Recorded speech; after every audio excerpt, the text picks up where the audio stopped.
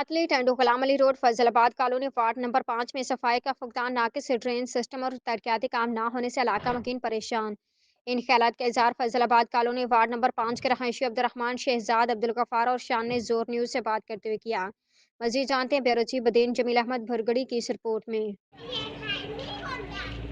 जी भाई, क्या मसला है यहाँ पे?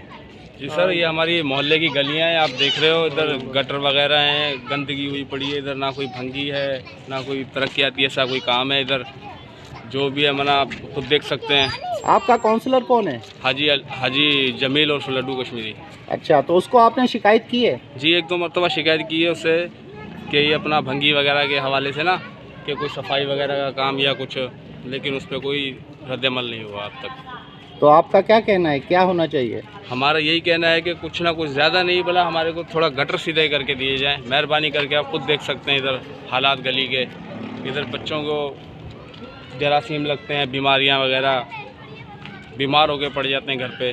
मेहरबानी करके हमारी ये दरख्वास्त है चेयरमैन साहब से कि वो हमें कुछ भंगी वगैरह का इंतज़ाम करके दें, कोई गटर वगैरह का जी भाई, वार्ड नंबर 5 फैजलाबाद कॉलोनी, यहाँ पे गंदगी आप देख रहे हैं, बहुत ही गंदगी ज़्यादा है। गटर बंद है, जिसको बोलते हैं वो बोलते हैं हमारे अंडर में नहीं है।